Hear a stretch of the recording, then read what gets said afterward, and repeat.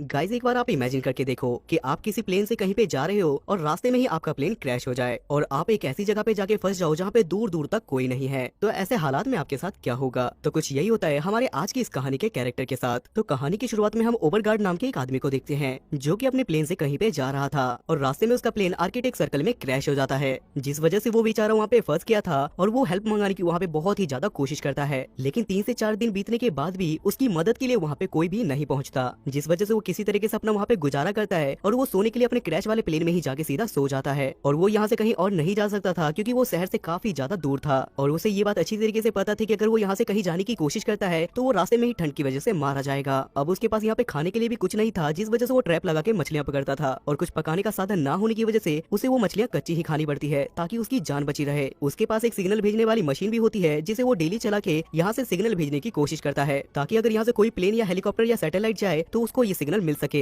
लेकिन वो दिन है और आज का दिन है जो उसकी मदद करने के लिए अभी तक कोई नहीं आया, जिस वजह से वो सिग्नल भेजने के लिए ऊंचे इलाके पे चला जाता था और वो उस जगह की मैप भी बनाने लगता था ताकि अगर उसके हाथ कभी भी कोई नक्शा लगे तो उसे इस एरिया के बारे में पता हो और इसकी मदद से वो यहाँ से बाहर निकल सके। उसके बाद हम डेली बाय डेली उसे एक पत्थर के पास जाके बैठा हुआ देखते हैं, जिससे हमें ये भी समझ आता है कि प्लेन क्रैश में उसने किसी अपने को खो दिया था। अब उसके पास यहाँ पे कोई ऑप्शन नहीं था, जिस वजह से वो अपनी जिंदगी डेली बाय डेली एक ही तरीके से जीने लगा था और वो हर रोज इस उम्मीद में रहता था कि एक ना एक दिन उसे कोई ना कोई बचाने के लिए जरूर आएगा। उसके बाद अगली सुबह जब वो अपनी मछलियों को चेक करने के लिए जाता है तो उसे पता चलता है कि उसकी मछलियों को किसी बर्फीले भालू ने खा लिया है। अब ये बात उसे और भी ज्यादा डरा देती है, जिस वजह से वो भाग के प्लेन के अंदर जाके बैठ जाता है और उसे अब यहाँ पे एहसास होने लगता है कि अब उसे खुद को भालू से भी बचाना होगा। जिसके बाद वो शाम को ऊंचे पहाड़ पे एक बार फिर से सिग्नल देने के लिए जाता है, लेकिन तभी उसकी नजर उसी बर्फीले भालू पे पड़ती है, जिससे उसे ये समझ आ जाता है कि ये उसकी एक नई मुसीबत है। तभी अचानक से उसके मशीन पे उसे एक सिग्नल मिलता है, जिससे वो काफी ज्यादा एक्साइटेड हो जाता है और उसे लगने लगता है कि उसके आसपास जरूर कोई है। तब ओवरगार्ड चिल्ला चिल्ला के उस हेलीकॉप्टर को अपना सिग्नल देने लगता है। तब वो हेलीकॉप्टर भी ओवरगार्ड को देख लेता है, लेकिन वहाँ पे बर्फीले तूफान आने की वजह से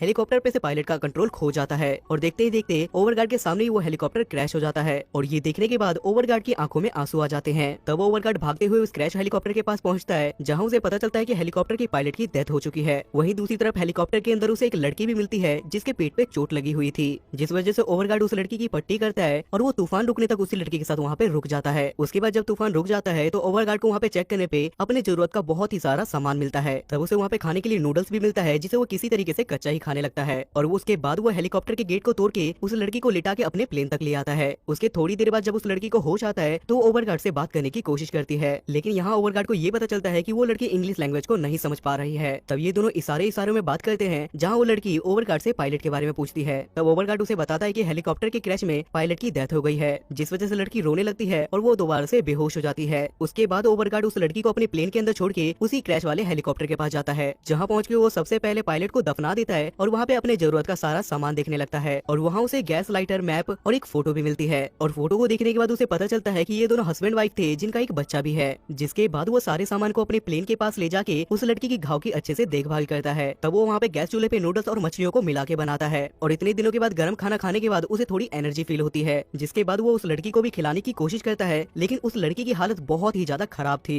जिसके बाद वो मैप को देख के ये अनुमान लगाने लगता है कि आखिर वो कौन सी लोकेशन पे है और उस मैप के अंदर उसे हेल्प मंगाने के लिए रेस्क्यू पॉइंट भी दिखते हैं। लेकिन इसके बाद भी ओवरगार्ड ने अपनी उम्मीद को नहीं छोड़ा और इस उम्मीद में कि कोई उसे बचाने के लिए आएगा वो डेली बाय डेली सिग्नल जाके छोड़ता था। लेकिन कुछ दिन बीत जाने के बाद भी उस लड़की की हालत में कोई भी सुधार नहीं आ रहा था, जिस वजह से वो मैप के अंदर पास के रेस्क्यू पॉइंट को देख के उस लड़की को अपने साथ वहाँ ले जाने का डिसाइड करता है, जहाँ पहुँचने में उसे 3 से 4 दिन का टाइम लगने वाला था, जिस वजह से वो अपनी पूरी तैयारी करके वहाँ से निकलने लगता है। जहाँ रास्ते में वो उस लड़की का काफी ज्यादा ख्याल रखता था और रात होने पे वो रास्ते में ही कोई टेम्परेरी केप बना के उसके साथ वहाँ पे रह जाता था और वो उस लड़की की बहुत अच्छी तरीके से देखभाल करने लगा था और किसी तरीके से वो मोटिवेट होके उस लड़की को लेकर वहाँ से आगे बढ़ने लगता है। लेकिन वहाँ से कुछ दूर आगे जाने पे उसे एक बड़ा सा पहाड़ दिखाई देता है, जिसे देखने के बाद उसे समझ नहीं आ रहा था कि आखिर वो यहाँ से आगे कैसे जाएगा। तब वो वहाँ से ऊपर चढ़ के वहाँ पे चेक करने के लिए जाता है, जहाँ वो देखता है कि पहाड़ के बाद बाकी आगे का रास्ता बिल्कुल सिंपल है। जिसके बाद वो सारे सामान को ऊपर पहुँचा के उस लड़की को ऊपर खींचने की कोशिश करता है, लेकिन वो ऐसा नहीं कर पाता क्योंकि बढ़ते ठंड की वजह से उसके हाथ ने भी काम करना बंद कर दिया था। तब वो वहाँ पे सोचता है कि उसे इस पहाड़ी वाले रास्ते को छोड़ के दूसरे रास्ते से आगे जाना होगा, लेकिन दूसरे रास्ते से उसे आगे बढ़ने में बहुत ही ज्यादा टाइम लगने वाला था। लेकिन वो उस लड़की को यहाँ पे अकेला छोड़ना नहीं चाहता था, जिस वजह से वो लॉन्ग रास्ते को ही चुनने का डिसाइड करता है, क्योंकि ओवरगार्ड को ये बात अच्छी तरीके से पता थी कि सही टाइम पे अगर इस लड़की को हॉस्पिटल में नहीं पहुंचाया गया तो इसकी जान चली जाएगी। अब रात हो जाने की वजह से वो एक जगह पे जाके केप बना के रहता है, जहाँ पे वो रात को खाना बना रहा था, लेकिन तभी अचानक से वहाँ पे वो बर्फीला भालू आ जाता है, जो कि उस कैब में घुसने की कोशिश कर रहा था, लेकिन ओवरगार्ड किसी तरीके से उसे उसे वहाँ से बाहर निकाल देता है। लेकिन जब अगली सुबह होती है तो ओवरगार्ड किसी तरीके से हिम्मत करके वहाँ से आगे बढ़ने लगता है, लेकिन आगे मौसम ज्यादा ही खराब होने की वजह से ओवरगार्ड को मजबूरी में उस लड़की के साथ ही उसी स्लीपिंग बैग में सोना पड़ता है। और जब मौसम साफ हो जाता है तो ओवरगार्ड फिर से वहाँ से आगे बढ़ने लगता है। अब ओवरगार्ड यहाँ पे बहुत ही ज्यादा थक गया था और वो नोटिस करता है कि उस लड़की ने अब खाना पीना भी छोड़ दिया है और उसके मुंह से ब्लडिंग होने लगी है, जिस वजह से ओवरगार्ड को ऐसा लगने लगता है कि अब वो उस लड़की को नहीं बचा पाएगा, जिस वजह से वो खुद को कोसते हुए वहाँ से आगे बढ़ने लगता है। लेकिन तभी अचानक से उसका पैर फिसल जाता है और वो एक गड्ढे में सीधा जाके गिर जाता है, जहाँ थोड़ी देर के बाद उसे होश आने के बाद पता चलता है कि उसका पैर एक पत्थर के नीचे फंस चुका है। अब यहाँ पे ज्यादा देर फंसे रहना उसकी जान भी ले सकती थी, जिस वजह से वो जबरदस्ती अपने पैर को बाहर निकालता है, जिसके चक्कर में उसका एक पैर घायल हो जाता है। लेकिन बावजूद इसके वो किसी तरीके से हिम्मत करके वहाँ से बाहर निकल के आगे बढ़ने लगता है। अब ओवरगार्ड के पैर में भी काफी ज्यादा पेन हो रहा था, जिस वजह से वो लौट के सीधा उस लड़की के पास जाता है और वहाँ पहुँचने के बाद वो देखता है कि वो लड़की अभी भी जिंदा है, जिस वजह से उसे बहुत ही ज्यादा अफसोस होता है और वो वहाँ पे रोने लगता है, क्योंकि वो जिंदा लड़की को यहाँ पे मरने के लिए छोड़ के जा रहा था। तब ओवरगार्ड उस लड़की से माफी मांगता है और वो फिर से मोटिवेट होके उस लड़की को लेके वहाँ से आगे बढ़ने लगता है और आगे बढ़ते हुए वो मैप के हिसाब से आखिरकार उस रेस्क्यू पॉइंट तक पहुँच जाता है। तभी सामने उसे एक हेलीकॉप्टर दिखाई देता है, जिस वजह से ओवरगार्ड वहाँ पे चिल्ला चिल्ला के उन्हें सिग्नल देने की कोशिश करता है। तब ओवरगार्ड वहाँ पे उन्हें स्मोक सिग्नल देने की भी कोशिश करता है, लेकिन वो लोग हेलीकॉप्टर वाले उसे नोटिस नहीं करते और वो लोग वहाँ से चले जाते हैं। तब ओवरगार्ड जल्दी से वहाँ पे अपना जैकेट जलाता है ताकि वो लोग उस आग को नोटिस करें, लेकिन वो लोग वहाँ से काफी ज्यादा आगे चले जाते हैं, जिसे देखने के बाद ओवरगार्ड काफी ज्यादा टूट जाता है और वो इस बात को मान लेता है कि अब उसे यहाँ पे कोई नहीं बचा सकता और वो उस लड़की का हाथ पकड़ के उसके बगल में लेट के अपने मौत के आने का इंतजार करने लगता है। लेकिन तभी थोड़ी देर के बाद खुशकिस्मती से वहाँ पे वो हेलीकॉप्टर पहुंच जाता है, जिसके बाद इन दोनों को बचा लिया जाता है और ये मूवी यहाँ पे खत्म हो